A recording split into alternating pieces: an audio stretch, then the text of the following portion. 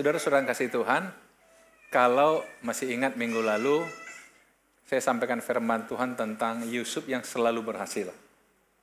Tentu kerinduan kita semua juga pengen selalu berhasil. Tetapi saudara untuk menjadi berhasil itu harus aktif. Saudara harus menyukai pekerjaan saudara, dan jangan berhenti sampai dia berhasil, kan begitu ya?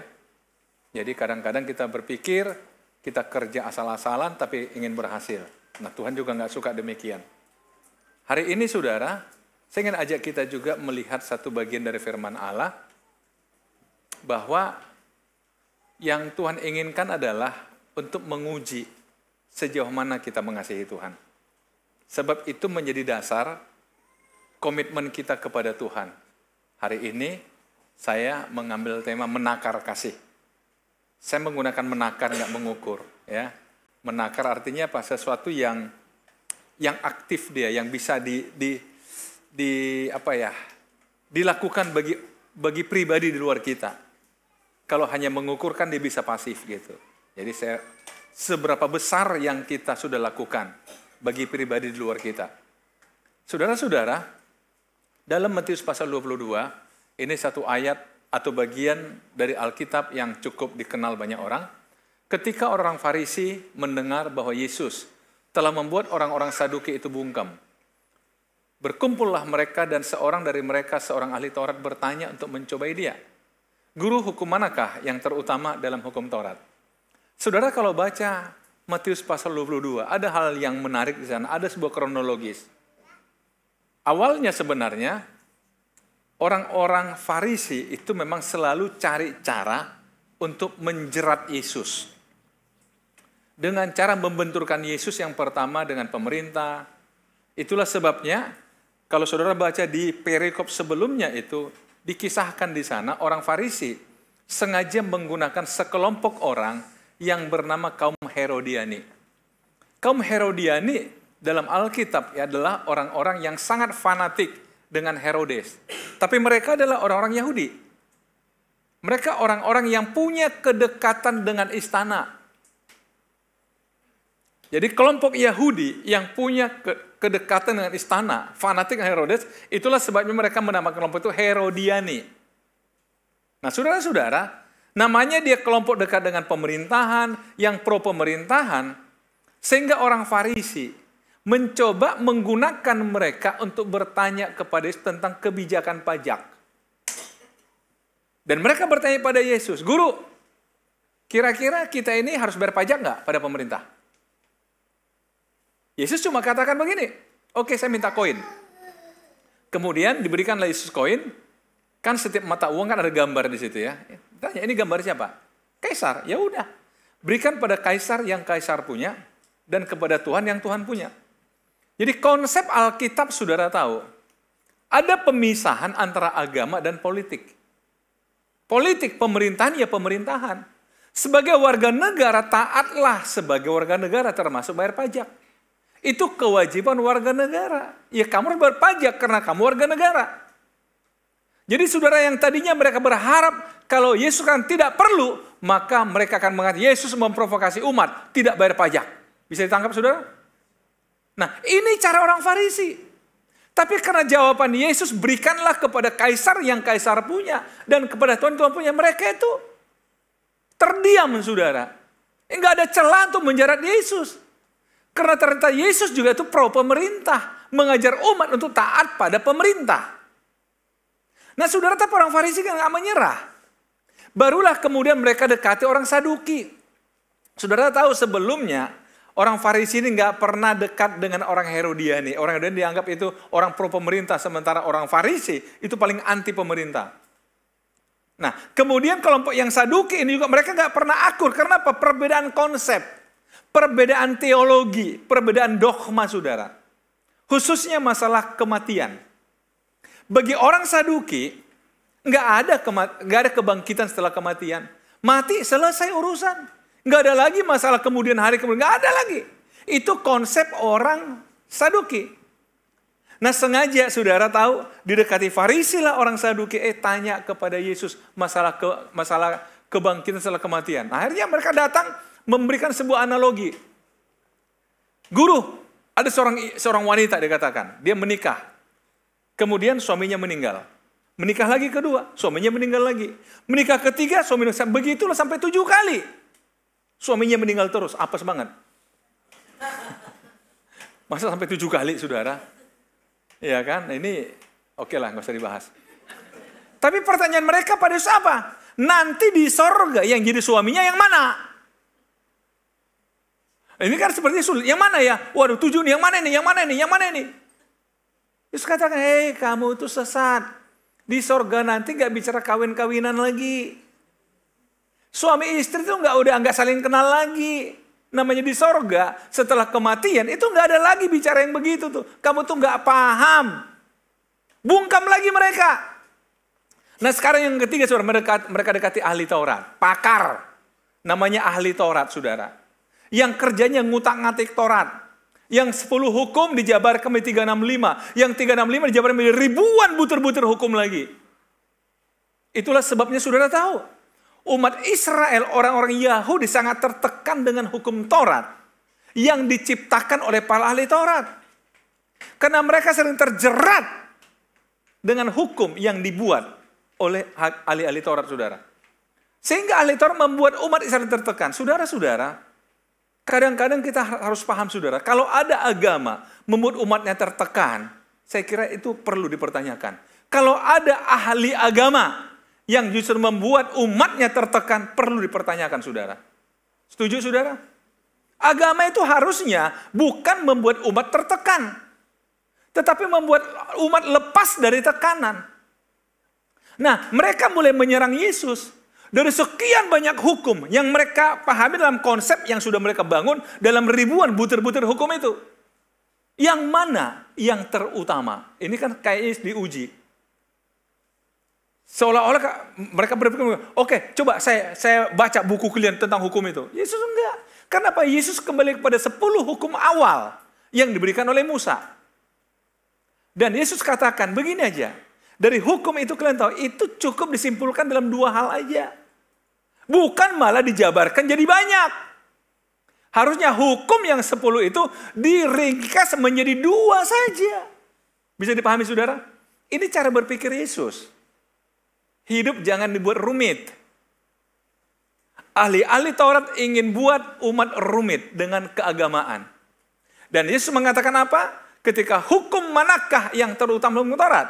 Jawab Yesus padanya, kasihilah Tuhan Allahmu dengan segenap hatimu dan dengan segenap jiwamu dan dengan segenap akal budimu. Itulah hukum yang terutama dan yang pertama. Saudara lihat. Yang pertama Yesus katakan apa? Kasihi Tuhan Allahmu. Dengan segenap hatimu, jiwamu, akal budimu. Artinya apa? Berdamai dengan Allah lah. Itu yang pertama. Hubunganmu dengan Tuhan jangan ada masalah. Kasihi Tuhan. Dengan hati, jiwa, akal budi. Kalau orang sedang mengasihi, kan semua raganya kan diserahkannya kepada orang yang dikasihi. Terpusat pada orang yang dikasihi. Yesus cuma katakan, yang penting hubunganmu bagus dengan Tuhan, berdamai dengan Tuhan. Itu aja, itu yang pertama dan terutama. Kadang-kadang saudara kita agak lupa membangun komunikasi dengan Tuhan, membangun hubungan baik dengan Tuhan. Kita merasa semua baik-baik saja. Tapi ketika kita mau berdoa, Tuhan katakan, kamu pelaku kejahatan, enyah dari hadapanku. Tapi Tuhan katakan apa? Hukum yang pertama terutama kasihi Tuhan Allahmu, segenap hati, jiwa, akal budimu. Saudara-saudara, kalau kita mengasihi Tuhan, apapun kita katakan untuk Tuhan. Apapun karena Tuhan, apapun oleh Tuhan. Sebab Alkitab juga mengatakan segala sesuatu kan dari Dia, oleh Dia dan untuk Dia. Nah, ada satu contoh di Alkitab saya mau ambil, saudara. Walaupun ini jauh dari zaman Yesus pada masa itu. Seorang bernama Abraham. Tapi saya senang, saya nggak tahu kenapa 2 minggu ini pikiran saya ke sini terus. Karena saya merasa begini, saudara. Dalam dunia modern sekarang, egonya orang itu terlalu dimanjakan. Semua aku. Tapi hari coba kita fokus. Mengatakan Tuhanlah, Tuhan. Mari kita lihat, ini tidak dibuat kebetulan, tapi ini Mazmur 22, saya baca Kejadian 22. Makanya saya ambil contoh di Kejadian 22. Jadi sama-sama 22, supaya saudara gampang ingatnya. 22 ya. Setelah semuanya itu Allah mencoba Abraham. Ia berfirman kepadanya, Abraham, lalu sahutnya, ya Tuhan. Firman-Nya, ambillah anakmu yang tunggal itu yang engkau kasih, yakni Ishak. Pergilah ke tanah Moria dan persembahkanlah dia di sana sebagai korban bakaran pada salah satu gunung yang akan kukatakan padamu. Saya coba ambil ilustrasinya saudara dari Google ini. Anak yang tunggal, anakmu yang tunggal yang engkau kasih, yakni Ishak. Pergilah ke tanah Moria, persembahkanlah. Anak yang tunggal, anak yang engkau kasihi, persembahkan kepadaku. Yang terbaik yang kau miliki, yang paling berharga yang kau miliki. Kalau engkau mengasihi aku, sanggup nggak kau berikan kepadaku? Saudara, ini berat. Ini bukan hal yang mudah. Saya yakin kita semua setuju. Kalau ini firman terjadi kepada saya nggak tahu harus menjawab apa. Betul? Tapi kita harus belajar dari Abraham. Mari kita coba lihat Ishak ini siapa sebenarnya. Ishak ini kan anak yang lahir pada masa tua Abraham. Yang lahir dengan cara mujizat. Mohon maaf ibu-ibu, ada 2 mujizat terjadi pada kelahiran Ishak. Yang pertama, lahir dari seorang wanita mandul. Yang kedua, lahir dari seorang wanita udah mandul, lanjut umur lagi. Betul? Tapi Tuhan berikan dengan cara yang ajaib. Ditunggu puluhan tahun. Ketika anak ini beranjak remaja, kok Tuhan mau ambil? Ada orang berkata, kalau toh mau diambil ngapain diberikan? Menyakitin tahu? Betul? Kalau toh mau diambil ngapain dikasih? Saudara, sakitnya lebih daripada nggak punya. Udah dikasih, diambil. Tapi saya merenungkan satu hal, saudara. Bukankah dari Ishak ini, Abraham akan punya keturunan yang banyak? Seperti janji Tuhan, keturunanmu akan seperti pasir di pantai dan seperti bintang di langit. Tapi ini diminta. Yang benar aja Tuhan. Tapi saya coba belajar satu hal. Anak ini tetap anak perjanjian Tuhan. Anak ini akan Tuhan buat menjadi orang hebat di kemudian hari. Tapi persembahkan dulu dia kepadaku. Bisa ditangkap saudara? Persembahkan dulu yang terbaik yang kau miliki itu kepadaku. Supaya aku bisa membuatnya menjadi yang lebih besar. Saudara-saudara.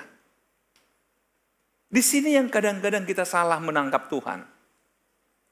Nggak berani yang terbaik pada Tuhan. Padahal kalau yang terbaik kita berikan pada Tuhan. Maka Tuhan akan buat yang terbaik ini menjadi lebih hebat. Menjadi lebih besar. Bisa dipahami saudara? Tuhan tidak katakan, Abraham persembahkan 1000 domba. Enggak. Tapi aku mau Ishak. Yang lewat dia, aku sudah janji akan menjadi bangsa yang besar. Tapi aku mau persembahkan dia kepadaku. Saudara-saudara, saya percaya Ishak paham betul siapa ayahnya. Dan Abraham juga paham betul siapa Tuhan. Kenapa saya kata Ishak paham betul? Inilah saudara, anak ini taat banget sama orang tua. Mari kita coba lihat saudara. Lihat, keesokan harinya pagi-pagi bangunlah Abraham. Ia memasang pelana keledanya dan memanggil 2 orang hambanya. Maaf ya, saya ganti menyebutnya ya. Karena bagi orang Batak ini nggak pantas disebut ya. Dalam bahasa Batak agak beda artinya saudara. Jadi dalam bahasa Indonesia sih artinya hamba. Jadi saya bilang hambanya aja. Ya oke? Saya ulangi. Keesokan harinya pagi-pagi bangunlah Abraham. Ia memasang pelana keledanya dan memanggil 2 orang hambanya beserta Ishak anaknya. Ia membelah juga kayu untuk korban bakaran itu. Lalu berangkatlah ia dan pergi ke tempat yang dikatakan Allah kepadanya. Saudara, esok hari pagi-pagi. Nggak nunggu lama, saudara. Nggak nunggu lama. Coba lihat Abraham ini. Yang terbaik Tuhan minta. Pagi-pagi dia berangkat. Ketika pada hari ketiga, 2 hari perjalanan berarti. Abraham melayangkan pandangnya, kelihatanlah kepadanya tempat itu dari jauh. Kata Abraham kepada kedua hambanya itu, tinggallah kamu di sini dengan keledai ini. Aku beserta anak ini akan pergi ke sana. Lihat, kami akan sembahyang, sesudah itu kami kembali kepadamu. Dia cuma tahu satu konsep. Tuhan mau saya sembahyang. Tuhan mau saya berdoa kepada dia. Tuhan saya mau menyembah dia. Itu yang dipahami Abraham ketika Tuhan meminta anaknya Ishak. Tuhan sedang meminta saya untuk sembahyang. Membawa Ishak untuk sembahyang. Maka dia katakan kami akan pergi dan kami akan kembali. Jadi saudara, silakan punya anak manja, tapi bawa dia kepada Tuhan. Persembahkan dia kepada Tuhan. Kalau saudara ingin dia menjadi orang besar di kemudian hari. Orang-orang tua, jangan lupa. Bawa anak saudara ke mezbahnya Tuhan. Bawa. Anak-anak, tolong. Jangan menolak. Ketika orang tua mau membawa engkau ke mezbah Tuhan. Dibawa ke rumah Tuhan. Coba lihat berikutnya saudara. Lalu Abraham mengambil kayu untuk korban bakaran itu dan memikulkannya ke atas bahu siapa? Ishak anaknya. Sedang di tangannya dibawanya api dan pisau. Demikianlah keduanya berjalan. Karena tadi hambanya sudah disuruh tinggal, betul? Karena artinya begini, ini sekarang urusan kami keluarga. Karyawan gak boleh ikut. Ini urusan kami orang tua dan anak dengan Tuhan sekarang. Ini perkara sulit. Kalian gak boleh tahu. Sebab Tuhan punya sesuatu yang harus kami ikuti hari ini. Ini sebuah pertarungan iman. Ini sebuah pertarungan hidup. Tinggal kalian di sini. Akhirnya Ishak disuruh pikul. Yang tadi mungkin hamba-hambanya disuruh. Saudara lihat. Lalu berkatalah Ishak pada Abraham. Pertanyaan yang sulit. Bapa, sahut Abraham, ya anakku. Bertanyalah ia, di sini sudah ada api dan kayu. Tapi di manakah anak domba untuk korban bakaran itu? Karena tadi Abraham katakan kami akan menyembah Allah.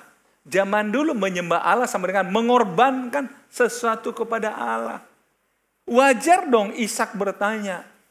Ada kayu, ada api. Yang mana mau dikorbankan? Saudara, tapi jawaban Abraham. Lalu Abraham, Allah yang akan menyediakan anak domba untuk korban bakaran baginya. Anakku, demikianlah keduanya berjalan bersama-sama. Saudara tolong tangkap. Jangan pernah katakan Tuhan jahat. Bagi orang beriman, dia akan tetap mengatakan Tuhan tidak pernah salah. Tuhan tidak pernah salah. Dan Abraham meyakini. Kalau saudara baca dalam Roma pasal yang keempat, Abraham ternyata punya iman yang diterjemahkan Paulus mengatakan, sebab dia percaya sekalipun dia sudah korbankan anaknya, Tuhan akan kembalikan kepada dia dengan caranya Tuhan. Nah ini iman Abraham, Tuhan akan mengadakannya.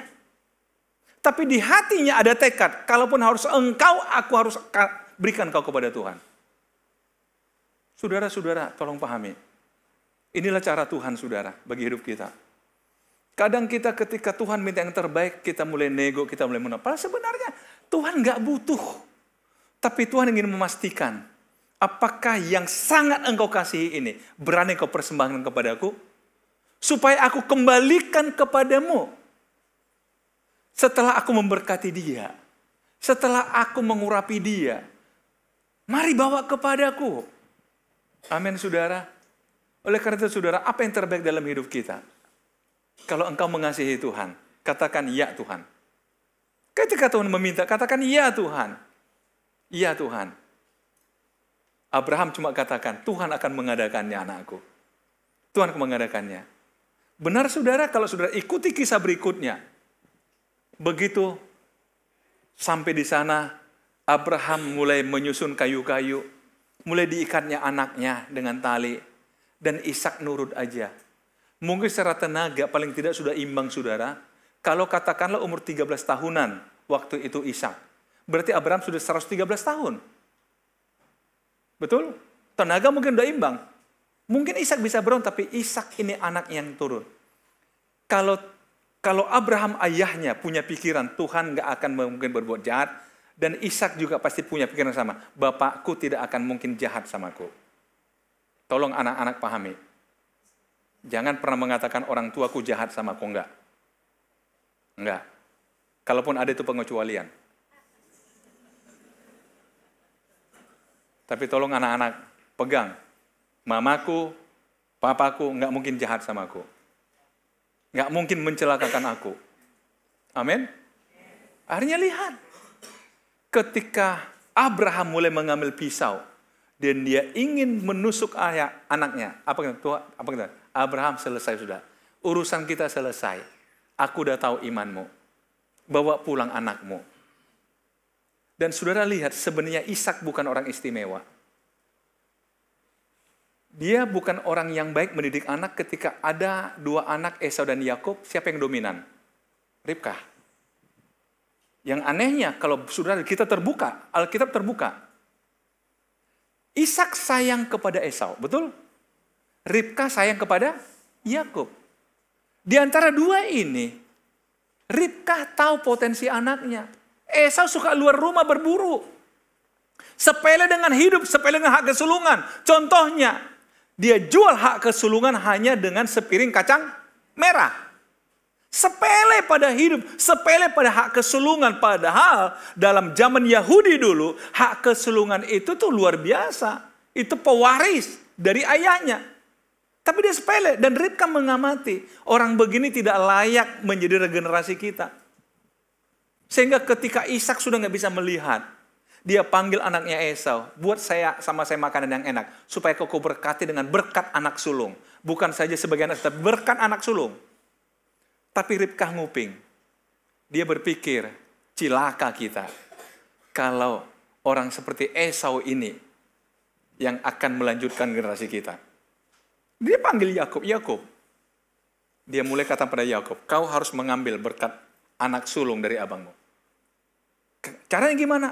Ya kau datang pada ayahmu, buat masakan ini. Omah, aku nggak berani. Yang pertama, badan abang berbulu, saya nggak. Nanti kalau dikatain saya bohongi ayah gimana? Itu urusanku. Suaraku beda. Ya udahlah, bilang kalau sakit batuk. Inilah, jadi saudara hati-hati bapak-bapak. Kalau emak-emak sudah berkompromi, kalah kita. Abaikan saudara, jangan dikembangkan, jangan dikembangkan. Jadi saudara, akhirnya apa? Kembali ada Yakub yang taat mama. Maka dia pun menghadap kepada ayahnya. Ayah curiga, sini kau dekat. Kenapa? Suaranya kok beda. Dan ayahnya Ishak ini mulai pikir, ini suara Yakub ini. Sini. Dia raba, badan kok badannya Esau. Tapi suara kok suaranya Yakub. Singkat cerita saudara, diberkatilah dia dengan berkat anak sulung. Betul? Dan apa yang terjadi saudara? Akhirnya Yakub punya anak 12. Dan salah satu anaknya bernama Yusuf.